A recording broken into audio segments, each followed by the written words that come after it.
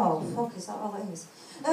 Right, this will become painfully obvious why shortly, but I'll just say la la la, la la la la. No, not your Kylie tribute act, I'm very sorry about that. You'll see why I'm here with this in a minute. I'll put that back down. Quality bag. Yes, I separated last year.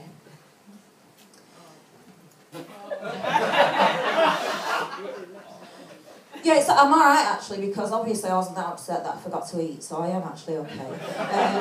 But what I discovered was I had to start dating again, and it was a really interesting discovery that there are loads and loads of people, loads of single women in my age group, right, which is mid-40s, but there are not many single men in their 40s. And the only people who want single women in their 40s are older men. Much older men. I mean, older to the point that I'm not ready for a saggy ball sack yet. But there are loads and loads of younger men. Now, I've been told I look young for my age, but I thought I'd give nature a helping hand. So I did this. I know what you're thinking, Botox. It's not Botox, it's not Notox, because I think both of them are bollocks. What it is though, is it makes me smooth, and it makes me shiny, it makes me young, I've got no wrinkles. The aim I was looking for was this. So I think it works. My secret, only I know about it, Avon might have a little something to do with it, but they don't know yet.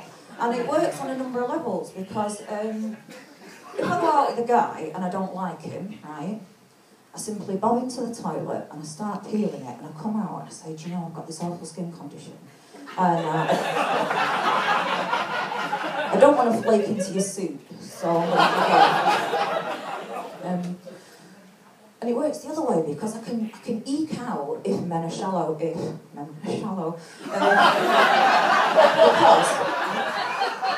if I let it peel and crack and they want to see me again, then they might be a keeper. All I'd like to say is I've never had a second date after that.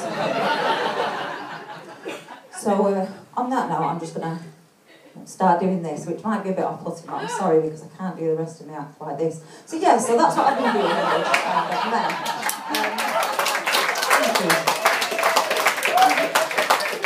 Wait till you see me take it off. I do apologise for saying that you might be a paedophile. I actually meant to say that the girls would want to shag you. It came out wrong, because that's what happens when you're mid-40s. Got a brain like a fucking sponge. Anyway, so yeah, the reason that I started dating was like a Hammer House of Horror film, isn't it? Hammer House of Horror, look it up on YouTube. So the reason I started dating was because I separated, and despite me throwing the miserable, alcoholic, controlling twat out, I miss him. No, I do. You know, special days, really special days, like bin day. I miss him now.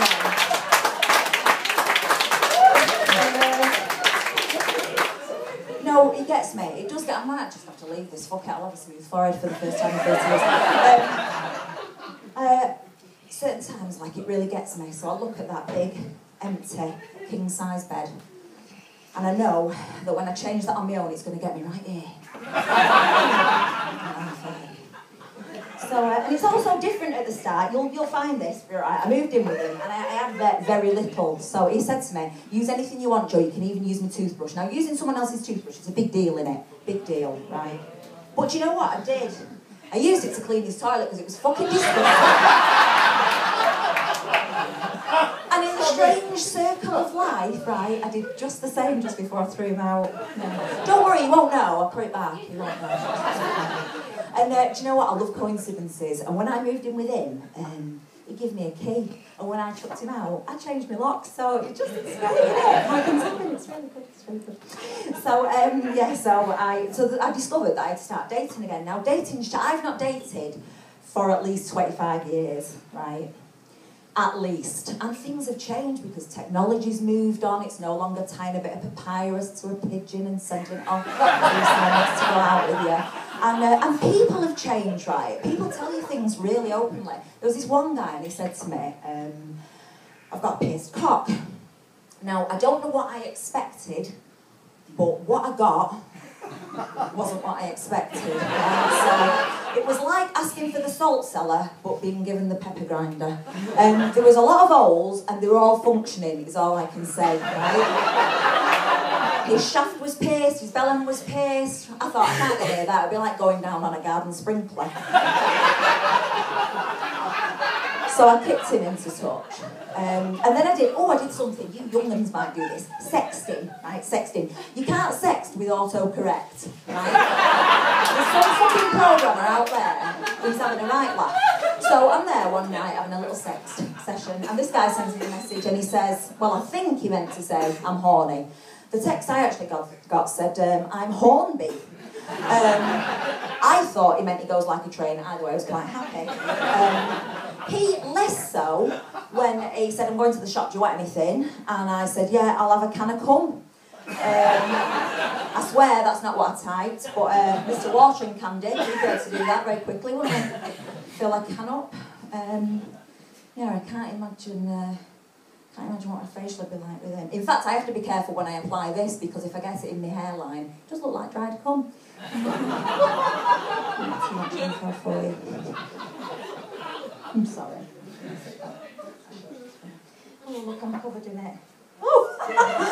It's been a long time since I've said that. Anyway, what was I going to say? That's completely put me off what I was going to say next. Yes, so I'm 46 and my mum still worries about me. And she's 86 and I worry about her. Well, not strictly true, I worry about becoming her. Because, and you might think it's because she's old, she'll say what the fuck she likes. No, she's always been like this. When I was 14, she was 55, and I've always had a fair set of tits, and she asked me, were they hand-reared? And despite her having a big rack and the fact that genetics happens, that seemed to pass her by. She just liked the fact that I was obviously the school whore. She also says things like, you know, I'm next door, her daughter's a lesbian. Well, I don't know if she still is. She also said to me the other day, I don't buy cheap eggs, they have thinner shells. What the fuck does that mean? It don't make any difference, does it? So this is the kind of woman she is, right? And she was quite happy when I threw the cunt out, and less so when I started dating. And my mum reads papers and magazines like the Gospel, okay? So I take a lot of what she says with a pinch of salt. And I've met this new guy, he's amazing, salt of the earth, I love him spits, he's my man. And Daddy too, great guy. And I told her, and her face fell. I thought, fucking hell. Anyway, she's talking, and she says to me, hey, you read about men like that who meet women with children? And I'm thinking, yeah, what sort of mental aberration has she had now? Only later, when my subconscious digested it, did I realise that she was implying that he was a pedo, right? Not only that, she also meant, well, you're not attractive, but you're simply a conduit to your children, right? From school whore to minger in one sentence. That was just what she meant. So, you know. So for the past year, I've been living on my own in a house with my kids, and it's been brilliant. But I've realised something. Why do we want plain wooden floors and white walls and cream and blah blah blah blah blah? Because I never stop cleaning, right? I have dust that appears from tumble fluff, I call it. It just I'll be sat there and it just rolls across the floor, and I'm following it like the Hoover and the cloth, and it's like my bathroom. I have to clean it so often. I actually have one of them sheets up like you have in public toilets in Tesco that say last clean by. And like, so we laughed at like the decor in the 60s and the 70s, but never mind burning bras and feminism for that reason. The feminism happened with the decor, right? Because patterned Axminster carpets, can't see fuck all on that thing, can you? I won't have to hoover that for weeks. Have avocado bathroom suite. Jesus, I wouldn't have to get a bit of bleach out forever, would I? Right, so I'm going vintage, not to be trendy, just so that I don't have to clean, basically. So I've got enough to do, right? So that's what I'm going to do. Sorry. I'm just thinking about me decorating. I've got loads of paint on. But anyway, yeah. So I'm going vintage. So but I know, yeah. There's a portal in my kitchen, right? I swear to God, there's a door from another world where people come and dump pots and washing, right? There's a hole in the groove in front of my washer where I kneel constantly, like, putting washing in, getting washing out, putting washing in, getting off. I'm sure I just fucking wash that. It's just like... And my daughter does this. Out of the wardrobe, pulls it against her, into the washer. So, anyway, I stripped the beds the other day, like I haven't got enough to do. And I thought, I'll do the duvets and all. So I got the duvet, you know the size of a duvet, and I looked at the duvet and I looked at the washer. And I looked at the duvet and I looked at the washer and I thought, fuck it, I'm going to try it. So I'm like this. And it's going in. I'm thinking, oh, that's good. And suddenly, I thought, this must be what fisting's like. You think that's never going to go in there, and then you find yourself all deep. I'm worried I'm going to turn into my mum. I'm way past her, aren't I? Fucking hell.